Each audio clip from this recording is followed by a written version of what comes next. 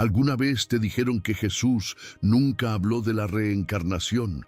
Y si eso fuera solo una parte de la historia, hoy vamos a sumergirnos en una verdad que fue ocultada por siglos. Una verdad que no se predica desde los altares, pero que ha sobrevivido en textos prohibidos, evangelios perdidos y fragmentos olvidados por la historia oficial. ¿Y si te dijera que hay pasajes donde Jesús sugiere que el alma no muere con el cuerpo? Que nuestras acciones tienen consecuencias más allá de una sola vida. Lo que estás a punto de escuchar no es una simple curiosidad religiosa. Es una revelación espiritual que puede sacudir tus creencias más profundas. Los antiguos sabían, los primeros cristianos lo intuían, pero con el tiempo la Iglesia lo borró, lo censuró y lo enterró. Hoy vamos a desenterrar lo que fue silenciado, porque si es verdad que Jesús habló de reencarnación, entonces muchas cosas que te enseñaron sobre el cielo, el infierno y la salvación podrían no ser lo que parecen. Así que abre tu mente, tu corazón y tu espíritu. Este video no es para cualquiera, es para los que buscan la verdad, aunque duela, para los que tienen sed de revelación y no se conforman con medias verdades. Si tú estás viendo esto, no es casualidad. Dios te ha traído aquí por una razón. Y si de verdad quieres tener un día bendecido, haz lo que hacen los verdaderos creyentes.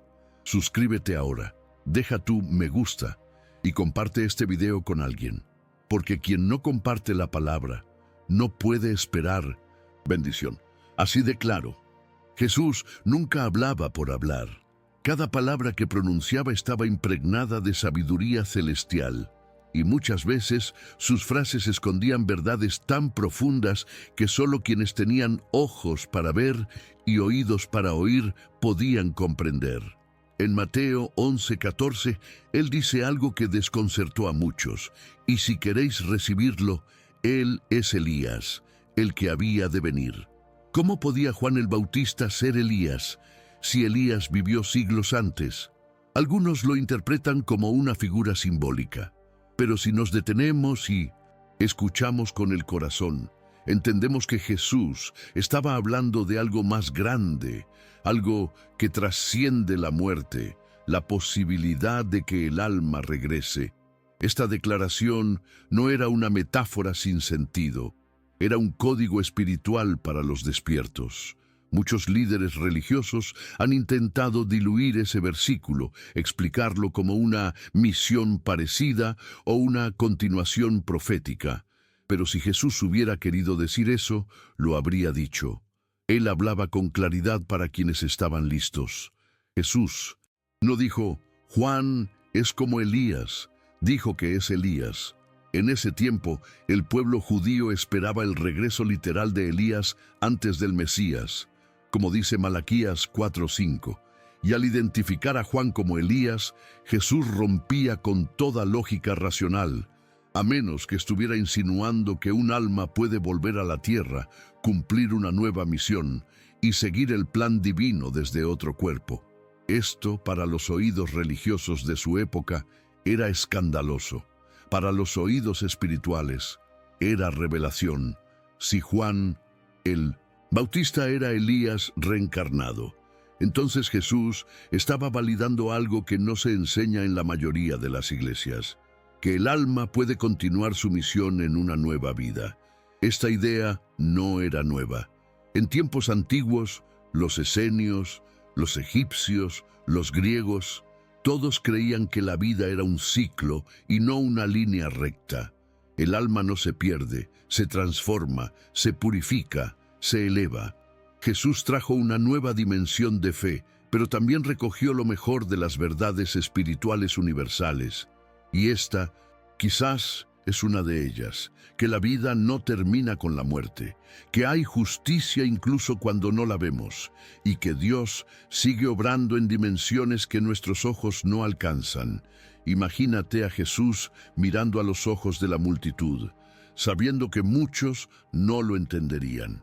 Pero aún así lo dijo, porque la verdad no espera a que estés listo. Te sacude, te despierta. Juan no sabía que era Elías, según Juan 1:21. Eso no contradice la palabra de Jesús. Al contrario, refuerza la idea de que el alma no siempre recuerda sus vidas pasadas, pero su misión, su espíritu, su fuego profético eran los mismos. Y eso es lo que importaba. Jesús no necesitaba pruebas biológicas. Él veía el alma, y cuando habló fue con autoridad divina, no para convencer, sino para revelar. Y así, con una sola frase, Jesús abrió una puerta que aún hoy muchos temen cruzar. ¿Qué más sabía él sobre el alma? ¿Qué otras verdades ocultas compartió con sus discípulos en secreto? Esta declaración sobre Elías y Juan es solo el comienzo, porque si Jesús reconoció la continuidad del alma en diferentes cuerpos, ¿qué otras pistas dejó? ¿Y por qué nadie nos habla de eso en las iglesias modernas? Vamos a seguir explorando esta revelación, porque la verdad, la que liberta, no se puede seguir ocultando. En los primeros siglos del cristianismo, cuando la fe aún no había sido institucionalizada ni amarrada por dogmas rígidos, las enseñanzas sobre el alma eran mucho más abiertas y espirituales de lo que se predica hoy.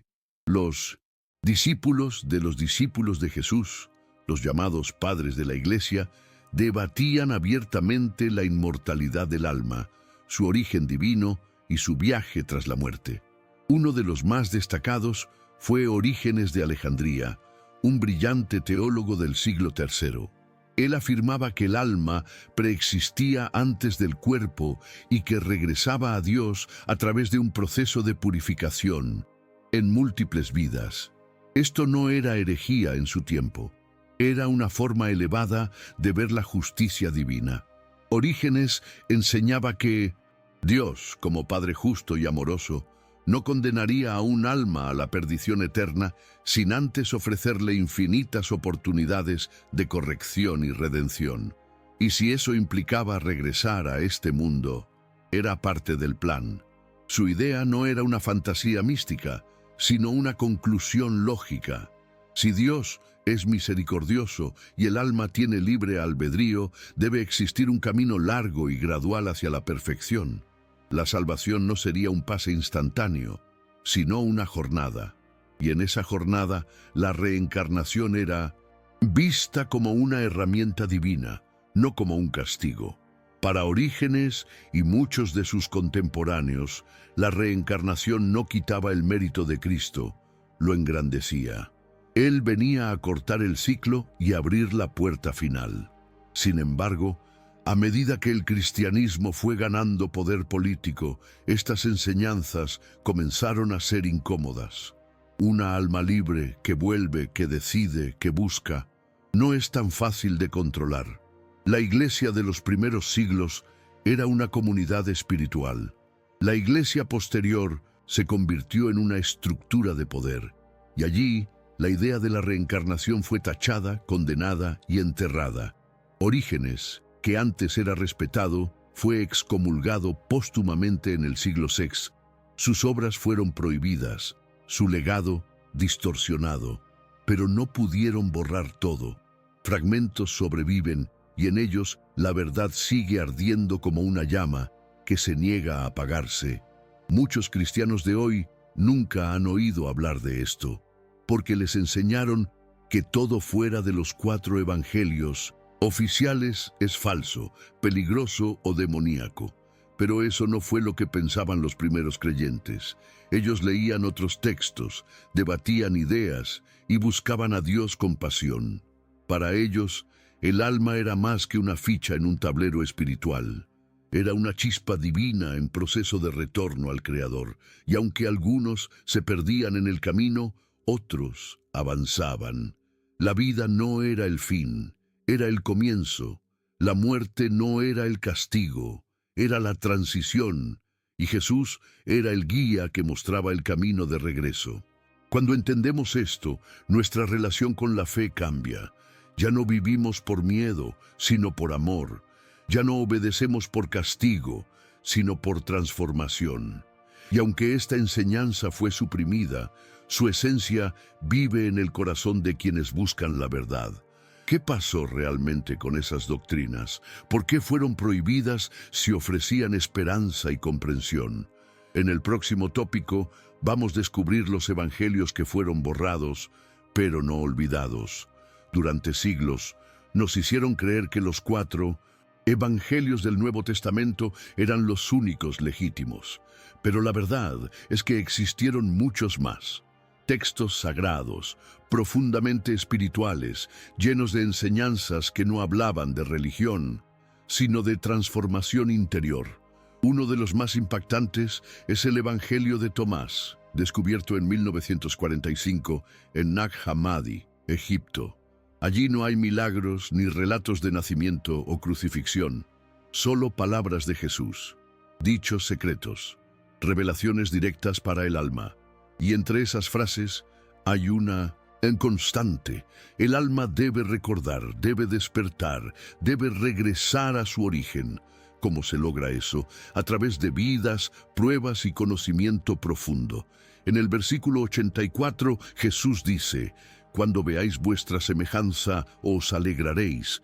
Pero cuando veáis vuestra imagen que existía antes de que vosotros existierais, ¿cuánto podréis soportar?». ¿Qué está diciendo aquí? Que hay algo en nosotros que es más antiguo que esta vida, que somos más que este cuerpo, que venimos de antes. Este lenguaje no es literal, es simbólico, es místico, pero también es claro para quien tiene hambre de verdad. Jesús no hablaba de reglas externas, sino de un viaje interno, un alma que olvida quién es y debe recordar. El Evangelio de Tomás no habla de castigos eternos, sino de iluminación progresiva. Y eso no convenía a quienes querían controlar por el miedo. Los evangelios gnósticos, como el de Tomás, Felipe, María Magdalena y Judas, ofrecen una visión radicalmente distinta del mensaje de Cristo. No niegan su divinidad, pero lo presentan como un guía del alma, no como el fundador de una religión. Jesús, según estos textos, vino a revelarnos nuestra verdadera naturaleza, a despertarnos del sueño del mundo. Y en ese proceso, la reencarnación era parte del camino. El alma que no aprende, regresa, no como castigo, sino como oportunidad, porque Dios no se cansa de darnos nuevas chances. Esa es la esencia del amor divino. No hay condena, hay transformación. Pero la Iglesia institucional no podía permitir eso.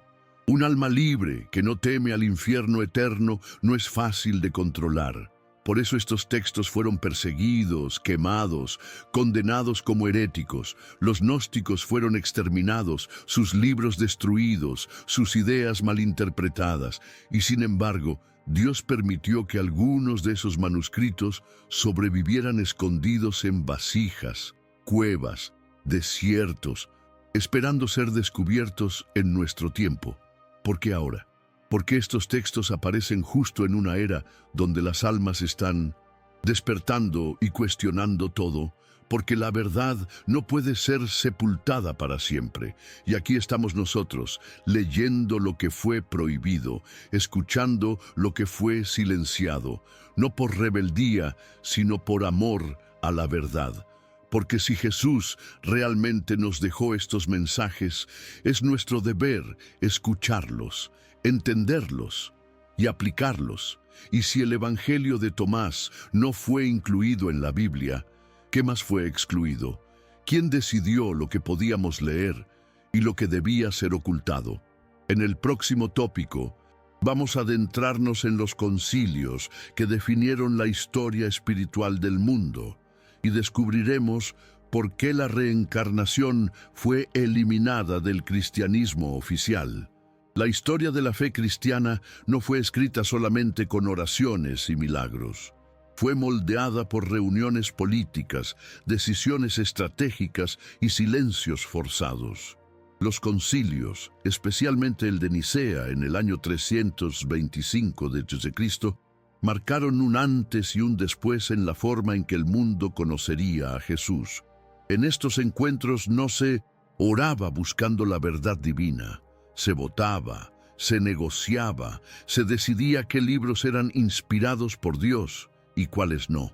La reencarnación, junto con otras ideas espirituales profundas, fue simplemente eliminada, no porque fuera falsa, sino porque era peligrosa para el control institucional. Y esa verdad es algo que pocos se atreven a decir desde un púlpito. El emperador Constantino no era un santo, era un político. Su objetivo no era el despertar espiritual de las masas, sino la unificación del imperio. Y para eso necesitaba una religión fuerte, simple y funcional. Una fe que pudiera ser enseñada fácilmente al pueblo y obedecida sin cuestionamientos. Las enseñanzas místicas de Jesús, los evangelios gnósticos, las ideas sobre el alma, la reencarnación y la libertad espiritual eran demasiado complejas, demasiado profundas y, sobre todo, demasiado liberadoras. Así que fueron tachadas, desechadas, condenadas. Lo que sobrevivió en la Biblia fue solo una parte del todo, una versión filtrada y aprobada por el poder. Durante siglos, esa versión fue la única aceptada, pero Dios nunca deja de hablar, y la verdad, aunque silenciada, siempre encuentra un camino. En documentos históricos como los decretos de Justiniano I en el siglo VI, se observa cómo se declaró herética la doctrina de la preexistencia del alma, algo que Orígenes defendía, y se ordenó destruir sus escritos. ¿Por qué tanto esfuerzo en borrar una idea si era tan absurda como decían? Porque sabían que no lo era. Sabían que encendía algo en el alma humana, una chispa de despertar. Y eso era una amenaza para los que vivían del miedo y la ignorancia. Los concilios no solo determinaron qué libros entraban o salían de la Biblia, redefinieron el rostro de Cristo, borraron su lado humano y místico, su enseñanza interior, su conexión con lo eterno. Se quedó la estructura, pero se vació el contenido más elevado. Y así, generación tras generación, millones de personas crecieron sin saber que Jesús había hablado más allá del cielo o el infierno, que había hablado del alma, del viaje, del despertar, del retorno al Padre a través de la comprensión y la purificación, no a través del miedo, sino de la conciencia, no por obligación, sino por revelación. Entonces, ¿qué más fue manipulado? ¿Qué verdades quedaron enterradas bajo decretos imperiales y votos de obispos? La historia oficial no es toda la historia. Y cada vez que descubrimos una pieza suelta, como un evangelio olvidado o una enseñanza escondida, es como si Jesús mismo nos dijera: despierta, busca, la verdad está dentro de ti. En el próximo tópico, exploraremos cómo hasta en el Antiguo Testamento ya se hablaba, aunque en clave, de la reencarnación. Muchos creen que la idea de la reencarnación es ajena a la Biblia, que pertenece a religiones orientales y que jamás fue mencionada por los antiguos profetas. Pero quien lee el Antiguo Testamento con ojos espirituales y no solo con letra muerta, comienza a encontrar pistas, pequeñas señales sembradas por Dios en los textos sagrados, esperando que alguien las descubra. Uno de los libros más enigmáticos es el de Job. En el capítulo 1, Job pierde todo. En el 42, lo recupera todo. Pero lo que pocos notan es que al final Dios le da el doble de todo lo que tenía, menos en una cosa: los hijos. ¿Por qué? Porque los hijos originales seguían vivos, en otra dimensión. Job había perdido 7 hijos y 3 hijas. Al final, Dios le da otros 7 hijos y 3 hijas. ¿Dios se equivocó en las matemáticas? ¿No debía darle 14 y 6 para ser exactamente el doble? No. Lo que está sucediendo es una revelación velada. Los primeros hijos no fueron reemplazados, sino restaurados espiritualmente.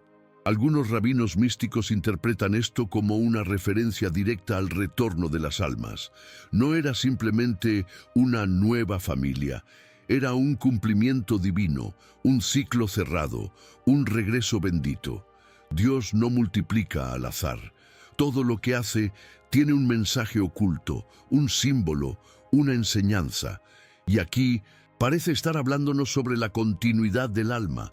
Otro texto impactante es Eclesiastés 1:9. Lo que fue, eso será. Lo que se hizo, eso se hará. No hay nada nuevo bajo el sol. ¿Qué sentido tiene esa frase si no creemos en la repetición, en el retorno, en el ciclo de las almas? Salomón, el sabio entre los sabios, no hablaba de eventos históricos. Hablaba del alma, de cómo lo que uno vive, otro ya lo vivió, o quizás uno mismo en otra vida, de cómo la justicia divina actúa más allá de una sola existencia. Si todo se repite, si todo vuelve, ¿no está eso en armonía con la idea de que el alma también vuelve? Las palabras están allí. Solo hay que leer con el espíritu. Incluso en las profecías de Jeremías y de Isaías, se habla de seres que vendrán con el espíritu de otros, de siervos que resurgirán para cumplir lo que otros no pudieron. ¿No es esto una forma antigua de hablar de la reencarnación sin usar esa palabra? Porque no olvidemos que la Biblia fue escrita para revelarnos lo divino, sin necesariamente revelar todos los mecanismos. Muchas veces habla en símbolos, parábolas y figuras. ¿Acaso Jesús no hablaba así también? ¿No nos dijo que hay cosas que solo se entienden con el corazón abierto y la mente libre? Entonces, si el Antiguo Testamento ya contenía estas pistas, ¿por qué se nos ocultó esa posibilidad? ¿Por qué no se predica desde los púlpitos? Porque aceptar la reencarnación cambia todo. El juicio, la culpa, la salvación y sobre todo el control.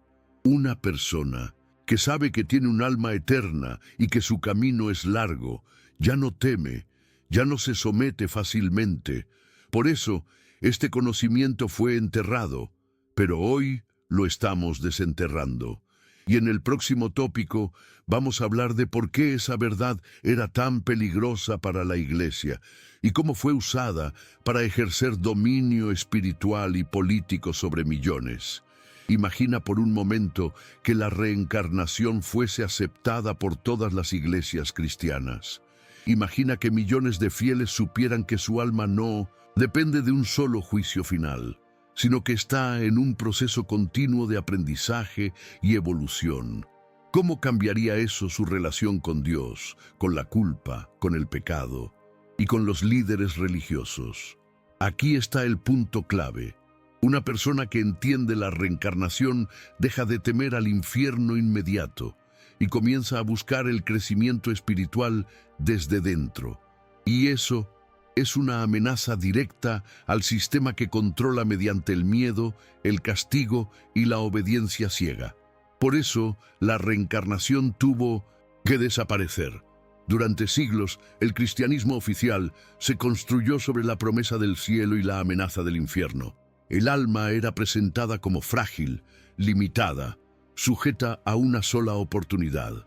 Naces, vives, mueres y ya está. Si no te salvaste, te condenaste para siempre. ¿Y quién decide si te salvas o no? La Iglesia. ¿Quién tiene el poder de perdonar pecados? La Iglesia. ¿Quién controla el acceso a los sacramentos? La Iglesia. El sistema no fue diseñado para empoderarte, sino para mantenerte sumiso, porque una persona espiritual es libre. Pero una persona religiosa por miedo es manipulable. Aceptar la reencarnación habría significado devolverle al alma su poder, reconocer que Dios da múltiples oportunidades, no solo una, que el juicio no es un castigo eterno, sino una corrección amorosa, que el pecado no es el fin, sino parte del proceso, y lo más importante, que nadie necesita intermediarios para llegar al Padre. Jesús dijo, el reino de Dios está dentro de vosotros. Lucas 17:21. Pero si tú sabes que el reino está dentro de ti, ¿por qué seguirías buscando salvación afuera? ¿Por qué pagarías indulgencias?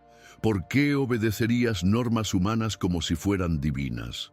La reencarnación, por tanto, no solo es una doctrina, es una amenaza al sistema de poder. Por eso fue borrada, no porque fuera absurda, sino porque era poderosa.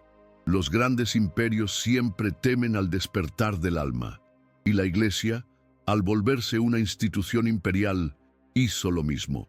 Utilizó el mensaje de Jesús, pero vació su esencia, lo transformó en doctrina, en ritual, en estructura. Y en ese proceso muchas verdades espirituales fueron suprimidas, no para proteger la fe, sino para proteger la autoridad. Lo que importaba no era que tú conocieras a Dios, sino que obedecieras a sus representantes en la tierra. Y para eso, la amenaza del infierno eterno era mucho más útil que una enseñanza sobre reencarnación. Hoy, sin embargo, las almas están despertando. La gente ya no se conforma con creer porque sí. Busca, investiga, compara, cuestiona, y muchos están encontrando estas verdades ocultas, prohibidas, transformadoras, porque la fe verdadera no nace del miedo, nace del amor, no nace de un castigo, nace de una revelación. Y si Jesús trajo una revelación para el alma, ¿no crees que esa revelación también incluye lo que pasa después de la muerte? En el próximo tópico, vamos a explorar lo que realmente enseñó Jesús sobre la vida después de esta vida. Jesús habló muchas veces sobre la muerte, pero no como un final. Para él, la muerte era una transición, una puerta, un paso hacia otra dimensión del alma. En Juan 11:25 dijo: «Yo soy la resurrección y la vida. El que cree en mí, aunque esté muerto, vivirá». ¿Pero de qué tipo de vida hablaba? ¿Una resurrección literal de los cuerpos al final de los tiempos? ¿O una continuidad del alma que traspasa las fronteras de esta existencia? Lo cierto es que Jesús usaba un lenguaje cargado de símbolos. Cuando hablaba de vida eterna, no siempre se refería a un lugar físico, sino a un estado del alma, una conciencia despierta, una comunión directa con Dios. En la parábola del rico y Lázaro, Lucas 16, Jesús describe a dos almas que, tras morir, viven destinos muy diferentes. Lázaro, en paz; el rico, en tormento. Pero el castigo no era físico, era espiritual. Un fuego que no consume el cuerpo, sino que quema por dentro. ¿No es esto una descripción del alma enfrentando las consecuencias de su ego, su orgullo y su indiferencia? Jesús no decía que el alma desaparece, sino que despierta a una nueva realidad, acorde a cómo vivió en la tierra. Y si el alma tiene ese nivel de continuidad, ¿por qué pensar que todo se resuelve en un solo intento? Cuando Jesús se transfiguró en el monte, Mateo 17, aparecieron a su lado Moisés y Elías. Pero Elías, según muchos, ya había regresado como Juan el Bautista. ¿Qué hacía entonces en forma espiritual junto a Jesús? Esta escena no solo valida que las almas siguen existiendo, sino que también actúan, se manifiestan, intervienen. La muerte no rompe la conexión con lo divino. El alma sigue viva, sigue aprendiendo, sigue obrando en el plan de Dios. En Juan 14:2, Jesús dice: «En la casa de mi Padre muchas moradas hay». Y si esas moradas son los distintos planos donde el alma habita entre una vida y otra, Jesús nunca dijo que solo tendrías una oportunidad. Dijo que debías nacer del agua y del Espíritu. Juan 3:5. Y cuando Nicodemo le preguntó cómo podía un hombre volver a entrar en el vientre de su madre, Jesús no se burló. Le respondió con paciencia, como quien enseña a un niño que aún no entiende el lenguaje del cielo. El nuevo nacimiento, enseñaba Jesús, no era solo simbólico. Era una transformación profunda, un renacer del alma. Y muchos místicos cristianos han entendido eso como una pista sobre las múltiples vidas del Espíritu. Cada nacimiento, una oportunidad; cada muerte, una lección. Si escuchamos a Jesús con los oídos del alma, sus palabras cobran otro sentido. Él vino a despertar, no a condenar, a guiar, no a imponer.